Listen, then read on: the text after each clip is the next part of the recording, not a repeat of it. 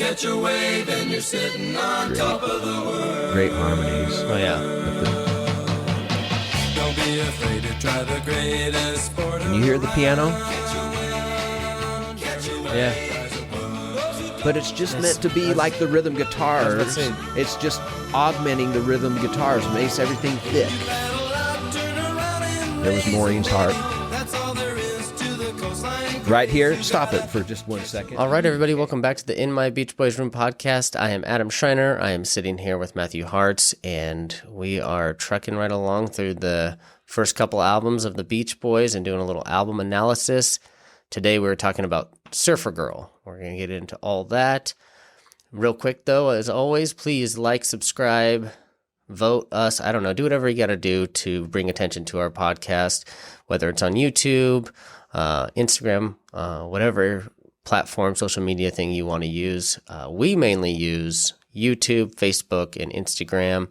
On YouTube, Matthew Hartz Music, you can just search that, as well as Instagram. Same handle there, Matthew Hartz Music. For Facebook, you can just search Matthew Hartz Music. You can just search Matthew Hartz, and he'll pop up. He's got a little picture of him and his brother when they were kids. Mm-hmm. And so that's pretty much it for the social media stuff. We don't really have a whole lot else to cover, so we're just gonna just jump right into looking at Surfer Girl, album. So let's I'll go ahead and let you take it over and see how we move through this one. Well, my notes say, here we go. Yeah. Okay, and most of this, if not, I guess there's a couple of the tracks that weren't, but most of this are now recorded at what was called Western Recorders in studio number 3 at the time. And there was an engineer there named Chuck Britz, who goes on to engineer everything from this point on up through Pet Sounds and Smile. Becomes a very much a creative partner of Brian's and a mentor to Brian. This guy had been in the industry for years. He's an older guy. Uh-huh. And so it greatly affects this album, but this is where Murray had went to Capitol, and maybe he and Brian went together, but I know it was Murray, at least as an advocate, that went in Brian's behalf maybe and said, we want to produce our own records and we want to record them someplace else, and we'll just bring you guys the masters. Right. Unheard of. Right. Especially for a 19-year-old kid, to do, just somehow they got it done. Well, and you think it had to have something to do with this because of the success of Surfing USA, going number 2. I'm sure, but still, I don't think Frank Sinatra was doing that at the time, or like you said, have the artist calling the shots in that time. It's kind of like that's the hierarchy was the record company, right, and then this, the and suits, you do. So this was a big standing on its head of a long held tradition in the recording industry, right? We also have the return of Al Jardine, who's also been he's been returned in '63 because Brian's already decided he doesn't want to go out on the road, and even before the famous time, he's not on the road. And the Beach Boys are Dennis and Carl Wilson, Mike Love, David Marks, and Al Jardine, who Al Jardine comes and plays the bass and sings all Brian's high parts. Wow. Yeah, crazy. But now that he's back, this is just on the road. This is just, but then in the studio too? Yes, and we talked about this in the last season, and God forbid that you ever forget one thing that I ever say in this whole mess. But no, Al came back, and so Brian immediately said, okay, I want to do some things on these tracks. I want to play piano on them.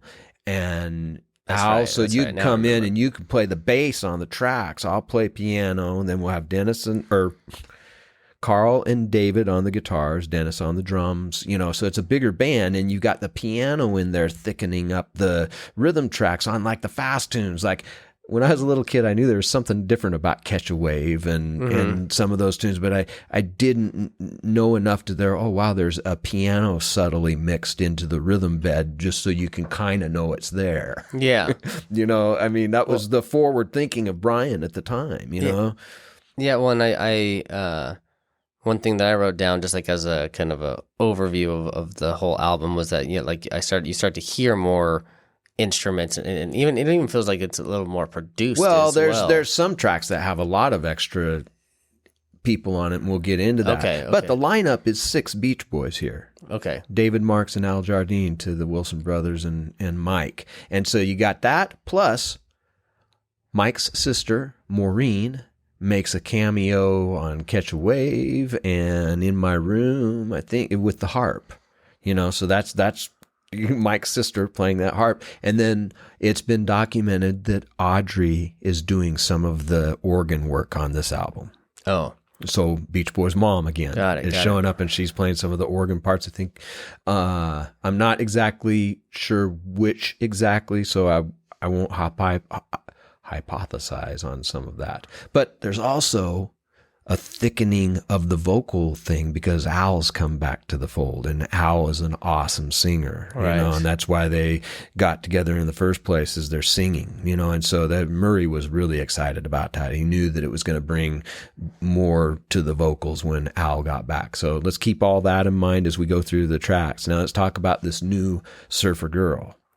Right. Which kicks it off. Yeah. We talked about this is among the very first songs they recorded, and it's purportedly the very first song that Brian wrote. Why is it not showing up until the third album? Third album, right? Yeah. Maybe because it's a ballad. Yeah. They weren't sure about it, and then they choose to lead it off. This version, as opposed to the early one, has a really nice intro put on it that the early one doesn't have. But what is really notable for it is this is the first time that Brian puts full-on 4 freshman type vocals to a Beach Boys song, meaning there's 4 harmony parts that are really that they're hard individual things to sing. They don't follow they don't follow the easy rules of harmony. Mike's bass part is insanely tough, but this is the first time Brian really puts a full-on jazz vocal arrangement to the Beach Boys music. Right. And so we know what a big thing that is. Right. And they played it well. This is the Beach Boys, of course, on the instruments. And then it's beautifully sung, and Brian's vocal is great. It went to number 7, I think. Oh, wow. Yeah, and this is, Surfer Girl, so many people have resonated with this song and mentioned it as, one of their favorites. And, what's funny about this song and really a lot of this album in general is, as we've mentioned before, is that, I'm not, slower songs don't really do a whole lot for me, but in this song and this album, the slower songs I really really like, as opposed to some of the other ones. So we want to play any? I don't think there's anything more to say about it so much. We can go right to Catch a Wave, which I love this song. Oh, I love this song. Oh, me too. This was one that was on, this hits on my childhood. So, it was third on Endless Summer. Okay. So it was a featured part of Endless Summer. So and they started playing it live in the early 70s because of that. And I remember him in Pocatello in 1980. I remember Catch a Wave kind of think, wow, that's so cool, But again, you hear in the production, you've got the piano and bass thing. If we might want to put a little bit of that on just to hear that combo. Catch a wave and you're sitting on top of the world. Great harmonies. Oh yeah. Don't be afraid to try the greatest sport. Can you hear the piano? Yeah. But it's just meant to be like the rhythm guitars. It's just augmenting the rhythm guitars, makes everything thick. There was Maureen's harp. Right here, stop it for just 1 second. Okay, everybody in that line that was just being sung, people say, that's Mike. No, that's Dennis. Guess what, guys? I think it's both of them. I think they're both singing that in unison together. That was another trick that Brian would use. And that's not the only spot on this album that happens, too. I hear, wait, is that Mike or is that Dennis? I think it's both of them. Some people say, well, it's Mike with a cold. No, I think it's the two of them. And Brian's just doing it on purposely because it makes a different texture. Yeah. A different sound, right? Yeah. No, and that piano, it's funny that, I don't think without you pointing that out and really listening, I know for myself, I would not have caught that, but when you say new, like really listen, like, okay, yeah, no, Well, I see that. I think hear Catch a that. Wave is on Stack of Tracks, and the first time I heard Stack of Tracks without then it was just like, oh wow, there's a piano in there, and I wouldn't. But I think again that wasn't that Brian was trying to say, hey everybody, here's a piano. It's about making the rhythm track stronger and beefier. You know? So and then my other thing was just mentioning the harp on here, which I already did.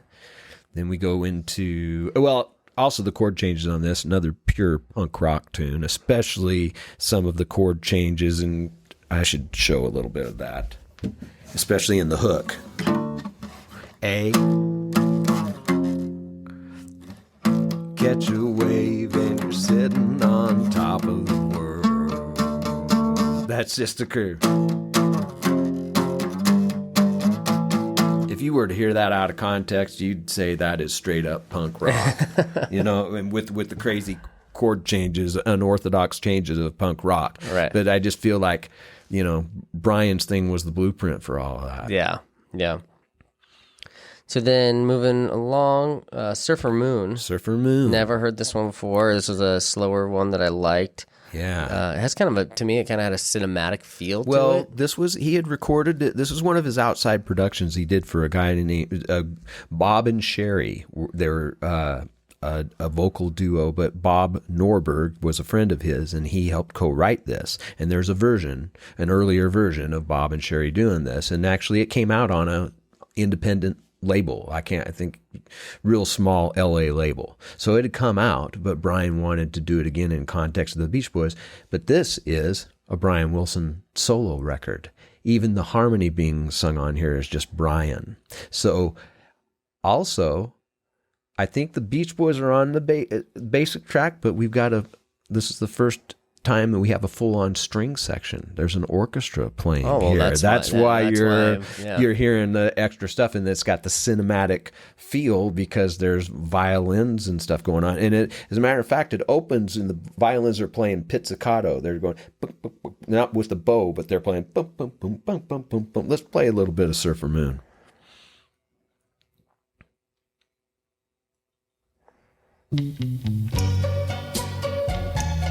Those are the violins.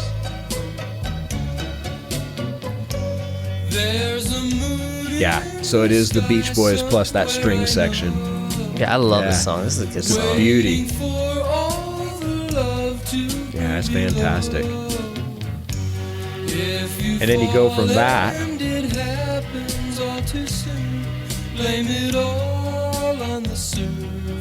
I love that line. Yeah. Then he comes in and he's harmonizing with himself. But it's a beautiful song, and I'm glad he chose to do this version because it's my favorite, and it's really sweet. And then you go, the next song is the Beach Boys bastardizing a Stephen Foster song. Oh, no. This is South Bay Surfer. Yes, this is old. This is this old Stephen Foster tune, "Old Folks at Home," which was also known as Swanee River, and it's an old American folk tune that Stephen Foster was a very, very famous composer.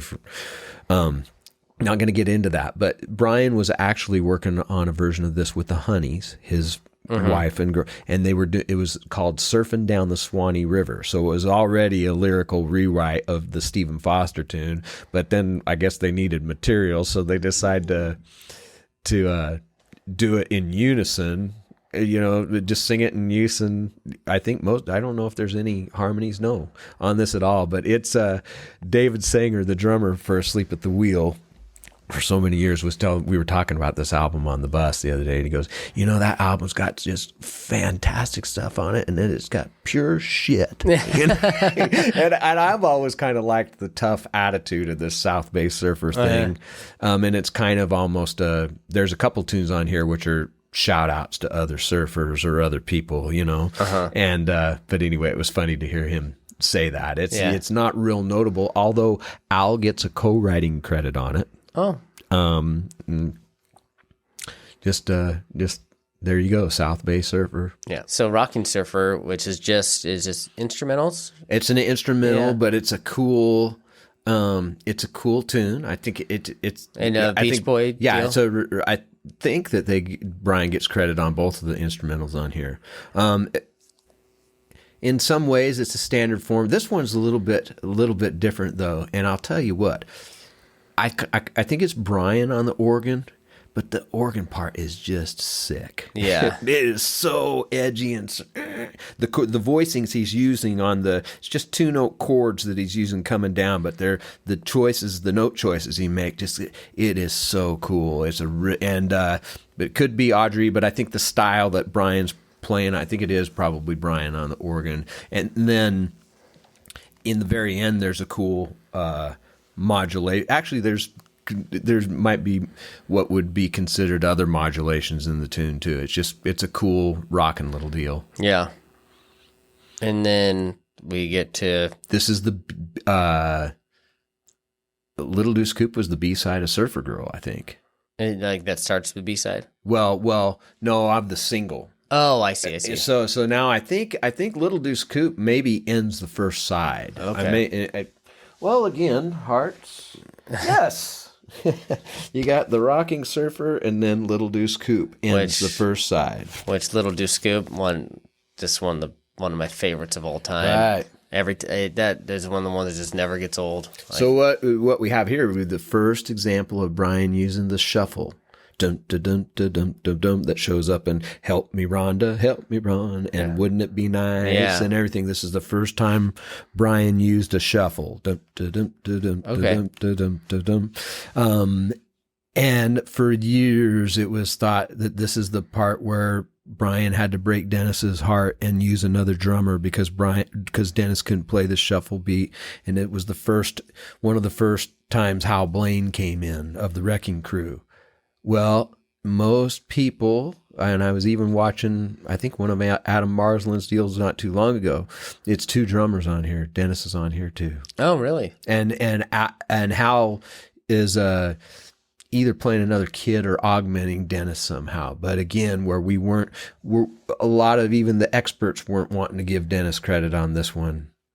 There he is again. It says Dennis is, and I've got it underlined. The other funny thing about this is Al was playing bass on most of these things, right? So Brian could play the piano, and the piano is heavy on this. Dum, dum, dum, dum, dum, dum, dum.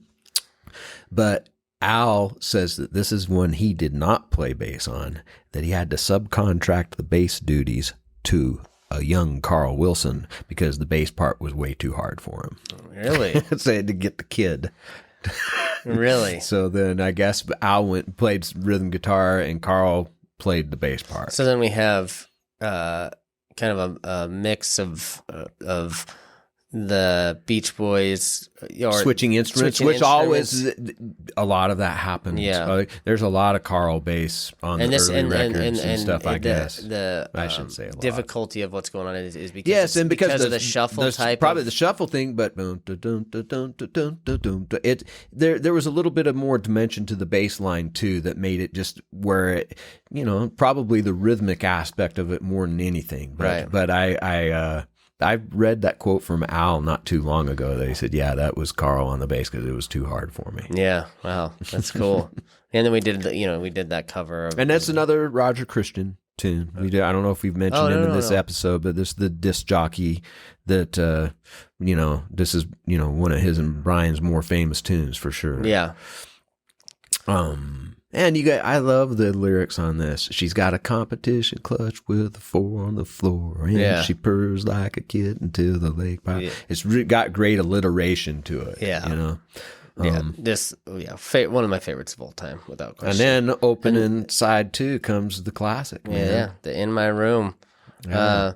And full disclosure here, kind of like not knowing, who the Beach Boys exactly were when we first started. In My Room, although very well known to a lot of people, I did not know this song that well at all. And then we did the cover, with the violins and the boys and with Sam, and before that, I really just didn't know the song that much. But now it's obviously just like everybody else, it's just one of the staple, just beautiful.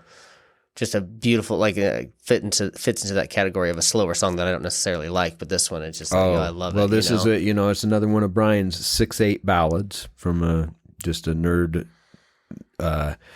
categorization there, but this is another Brian and Gary Usher tune, so there's lots of collaborators besides Mike Love in the beginning. You know? But it's also the Wilson Brothers stack to open this. It starts with Brian, then comes in Carl, then comes in Dennis, and it's supposed to be Brian says this, it gives the feel of the Wilson brothers singing together in their bedroom when they were young, harmonizing when they go to bed at night. So what they do, and everything like that. So if you want to listen to, it's Brian and Carl, then Brian and Carl and Dennis together to open In My Room. And that's kind of a special moment, sure, in Beach Boy history. And besides, the tune is a really great tune too. It's got some great chord changes in it and some little things that make it stand out for sure. Makes it the reason it is what it is, right? Yeah. Then we're on to Hawaii. Yeah, and and not that it sounds similar, but it comes out with "Do You Wanna?" And so for me, I was like, "Is this like a new? Do you want to dance?" Like, but this is 2 years before they did "Do You Want to Dance?" Yeah, and so maybe it was I don't know if the Bobby Freeman version. Maybe it was a pain to that, but maybe Brian was already thinking about covering "Do You Want to Dance?" and but okay, I hear it. This is also one where we've got.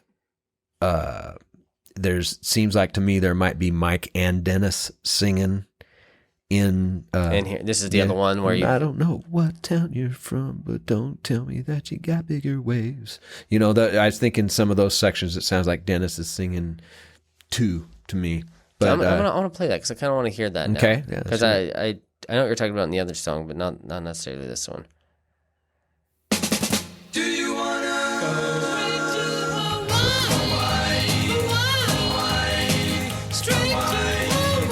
Hal Blaine's playing some timbales there. Right here. I heard about all the pretty girls with their grass skirts down to their knees. Right there, okay. I wanted to see the island called I think that could be Dennis and Mike together. Go to Hawaii. Okay. Yeah. And so there's no confirmation of that. No, they did that kind of stuff on purpose. Brian told one time Gary Usher they were going to go down and sing on a Jan and Dean record, but Brian contractually couldn't do that. And so he said, "Hey, Usher, come down and sing 50-50 with me on the mic so they won't be able to prove it's me." Oh, okay. Clever. But, so they're just disguising his voice a little bit. We'll both be singing the same part, but they won't be able to tell it's really me. Oh, nice. Okay, cool. Okay, then Surfer's Rule is the next one. Yes. Now, this one, I believe, is sometimes... It could be Mike, though, too. We should listen to the lead vocal on this, because I for sure this is Dennis. But in some parts, it does sound like Mike, so I wonder if it was the same deal. It's a genuine fact that the surfers rule. It's plastered on the walls all around the school now. I think that could be Brian or Mike and Dennis together there too. Because just as common as a golden rule now. Maybe not that line, but the first line did sound.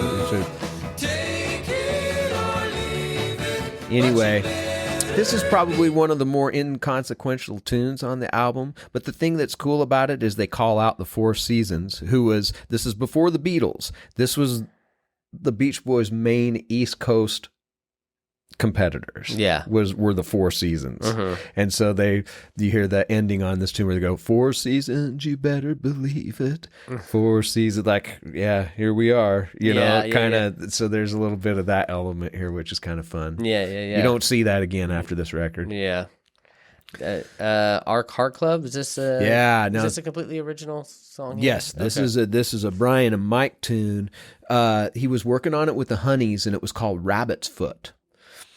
Rabbit's foot, and I've heard the snippet that they've got it, but it was so the track I believe was produced for the Honey. So I know we have Hal on here, but we might have Dennis too.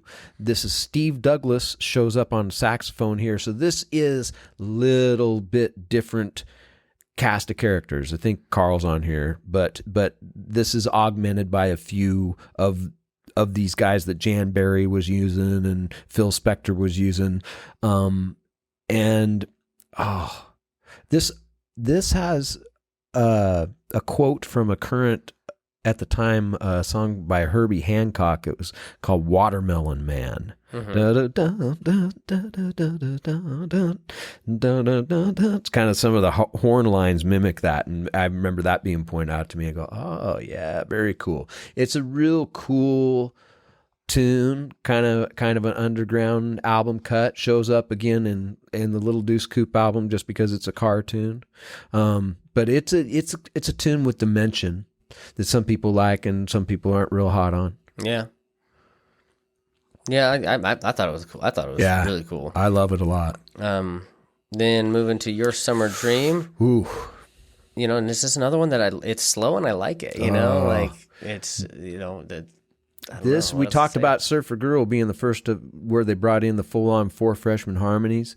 You know, I didn't know this when I was a kid, but when I learned it as an adult, it has some amazing jazz chords in it. It's just Brian basically by himself on the vocal, but David is playing his white silver tone. It's about like this, and then Carl's playing an electric guitar on this, but David's doing the strumming. And the fact that they knew how to play these types of chords just blows my mind, because it's I use this song to teach. I use it to teach both guitar and piano because it's a real great study on certain types of chords and the way chords work with each other. But I just love the tune anyway. There's something that I've always loved about it. I love that it's second to the last. Yeah. Kind of ends the album. Yeah. But it's beautiful. Brian's vocal is beautiful. And again, the music is masterful. Yeah. To the point people did not know it at the time. Right. So then the final track on the record then, Boogie Woogie? Boogie Woodie. Oh, Woody, I'm sorry. They call it. No, I have that written down. But it is just the Boogie Woogie. And what it is, it's Audrey's piano line that she taught all the boys, and she taught to David Marks and all the, to start ba ba da da da da da da da da da da da da da. That's the Boogie Woogie piano, right? And that's the thing that she taught them. So I wonder if that's Audrey playing piano on this track, or there's also, I think there's an organ on here too, maybe not, but there could be Audrey or Brian, but it's, other than that, it's just a kind of a cute little instrumental. Yeah, and that, I mean, the only thing I had was just like, I was curious on who was playing what, but that's, you kind of... Sound quality on this album, amazing because of the move to Western recorders and Chuck Britt.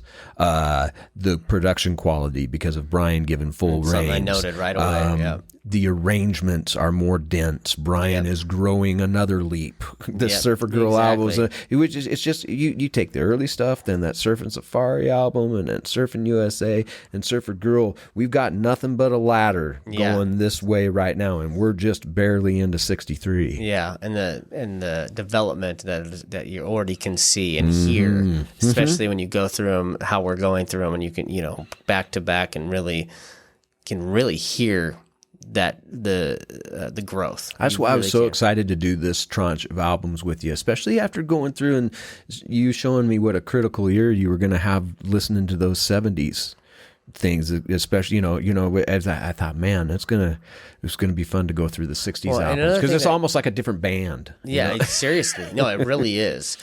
That was one thing I noticed. Like, wow, you can already within the first 3 albums. Like, and that's just not that the time period is August 1962, Surfing Safari, and we're not even, I don't know when, I think Surfer Girl was maybe recorded in like July or something like that. So it's not even a year later. Yeah. And we've got those 3 steps in there. Pretty amazing.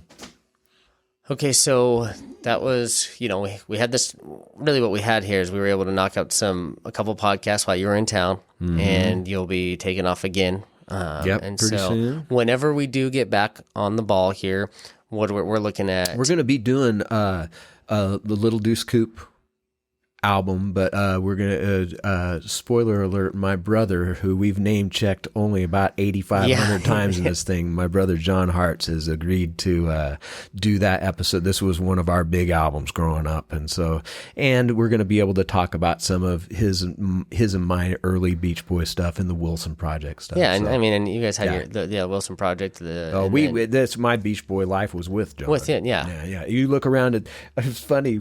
These albums all hanging up on, we'd get in fights and we'd steal these back and forth from each other, the original copies, and they have, most of them have his name on them. Yeah.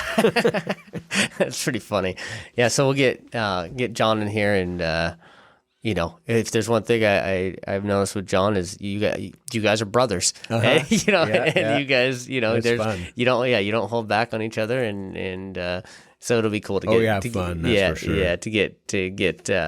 To get him in here, and then we'll do more. We'll continue. Well, we're definitely going to do those, and then we're obviously going to do we talked about some of the special material that we're going to try to do. That are going to be shorts. Little shorts. So stay tuned, subscribe, and pay attention, and we'll come see me on the road with Asleep at the Wheel. If you guys, I've listed the dates in some other episodes, but you also can get on asleepatthewheel.com and you can see and find stuff. So please come, and if you do come to a show, make sure you try to say hi, because I'd love to meet you. Yep. All right. Well, until next time, have a good one, and thank you as always for listening.